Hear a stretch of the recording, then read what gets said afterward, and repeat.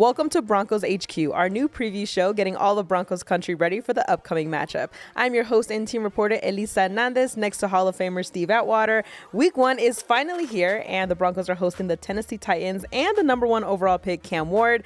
Steve, how much are you looking forward to game day? Man, I've been looking forward to this for a long time. I remember when the season ended last year, like, oh man, this is going to be a long off season. And it's been a long off season, but it's finally here. Preseason's over, had a nice preseason, and we're ready to roll.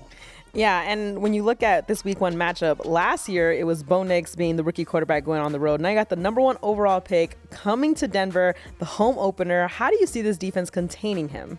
Well, I don't want the defense to get too overconfident because we don't really know how Cam Ward is going to react.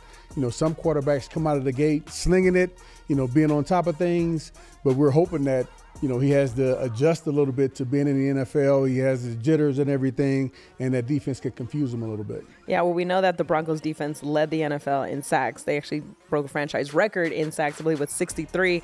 When you look at the offensive side, what are your expectations for Bo Nix? He had a really good, like you said, preseason and definitely a good training camp. What do you think he's going to do in year 2? Well, I think he's going to have a solid year 2. Now, he's had a great preseason. He's been working hard, and he's our quarterback of the future. And we know that Bo Nix can throw the ball. He doesn't take a lot of sacks. He's smart, and he works his tail off. So I know that we're going to reach success with Bo Nix throughout the year here. But I'm just saying, just be patient. Hopefully, it'll be a great game this first game. But hey, just temper the expectations a little bit. You know, you look at the offensive line, and like you said, Bo Nix was one of the least sacked quarterbacks in the NFL last year. And the fact that they're all coming back and there's that continuity of this team continuing to kind of learn each other and continue to grow. Courtland Sutton obviously being another one of those guys that you see that connection continuing to grow. It's going to be exciting to see what this offense can do. And Broncos announced their team captains earlier this week, which included inside linebacker Alex Singleton. I caught up with him after practice as he gears up to make his regular season return to the field. How are you feeling and how excited are you for the home opener? Yeah, I'm beyond excited. I'm trying to not think about it still. You know, I think, Sunday is going to be a lot of emotions for me. It'll be pretty much a year since I played a game, so I'm really excited. It's going to be a lot, but I'm just really excited and ready to go. I know you're very excited to see Broncos country out there. What do those fans do for you when you're out there, especially when you're coming back after a tough year? Yeah, same thing. I'm so excited. It was so much love just in that, the preseason game here. Yeah, I can't wait. It's going to make my job really hard how loud it's going to be, but that's what we want. I want it to be miserable for them, so let's be as loud as we can, and we'll get our communications down. We'll practice for them because having them as that 12th guy, I think it makes a huge advantage for us to have the home crowd. You were named team captain alongside 7 other teammates. What does that honor mean to you? Yeah, I think it's the greatest honor you can have in this sport. It's the one, I guess not award, but thing that your peers vote on and in your own locker room. And so to have that, it's special. It means a lot. But it means you have a lot to do this season to get these guys going in the right direction. Some new faces added to this defense. How excited are you for what this unit can accomplish? I'm really excited for that too. I think it's kind of the theme of this whole thing. Just really excited. I think that's how it is. With the first game of every year. You bring your free agents in, you get to practice with each other, but we don't get to see what we are until this weekend. So it's been so much time, I guess, guys sign in March and it's September. That's a long time. So we're really excited and just can't wait to show the world and, Broncos country what we got. This team has talked about wanting to start fast. How do you do that against the Titans? Yeah, hopefully they get the ball first so we can go first. But if not, the offense score and then we come out and go 3 and out. I think it's using the crowd, using everything that we have to get off the field fast, give the ball to the offense, and let them do their thing. You're facing the number 1 overall pick, Cam Ward. How do you game plan for him when there's not much tape at the professional level? Yeah, you watch the Titans stuff, you watch his college stuff, but a lot of teams with a young quarterback, you have to make them one-dimensional, stop the run. Like we say it every week. We'll be playing Aaron Rodgers, and I'll tell you, we got to stop the run first. So it's the same thing this week. Got to stop the run.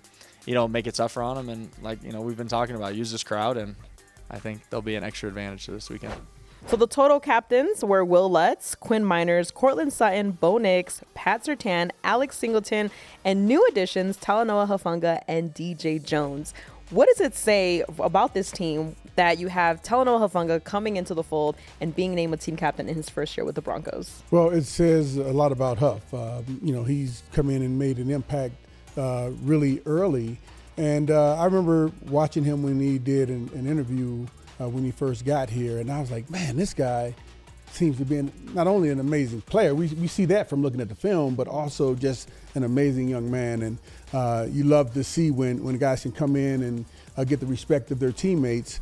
And the guys know that he flies around as well. So he's going to be a leader not only off the field, but on the field in terms of his playmaking abilities as well. DJ Jones was also named a team captain, a guy that re-signed and really was a corner piece of this defense. When you look at just what he's been able to bring not only to the field, but to that locker room, what does it mean to have him as team captain too? Yeah, it means a lot. And DJ Jones, he appears to us as kind of a quiet, reserved guy. He's a big, huge guy, but like a teddy bear. And I would imagine he's like that with his teammates. Just a great resource to lean on, and a guy who's another dominant player. And I think it's kind of a common theme amongst the captains is they're not only leaders, but they're also great players. I don't know how you can. I haven't seen many teams that appoint captains who aren't also high performers on the field. Yeah, and I think when you look at the overall picture, one thing that Courtland Sutton said that really caught my attention was it doesn't matter if you have a C on your chest. You can be a leader in your respective role, and I think that is something good for your captain to say, and it makes sense why Courtland will be another captain again this year. And the entire team over the course of the offseason has talked about wanting to start fast. I know all the captains have talked about it. Defensive coordinators have talked about it. The head coaches talked about it. How do you ensure that happens on the home opener? Well, I think more than anything, you ensure that by preparation.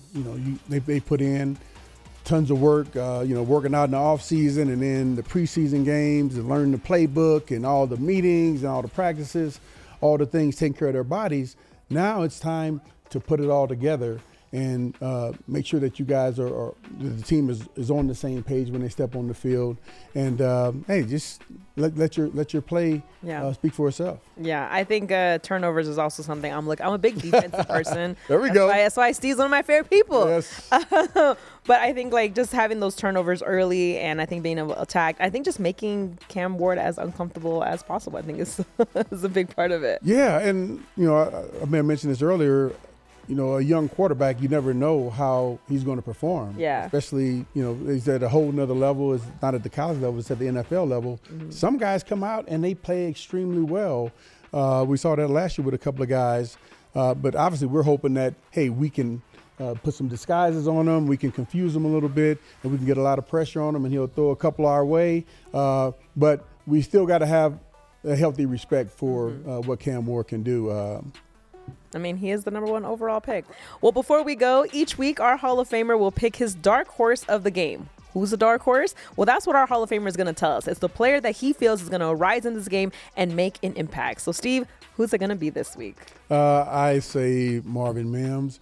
He's a guy who's made plays, but I still don't think a lot of people give him the respect that he deserves. He's an amazing playmaker. He's made plays at every single level of football that he's played at, and he's been dominant at this level as well. Notched two Pro Bowls in his first 2 years, so I'm looking forward to Marvin Mims coming out of the gate strong.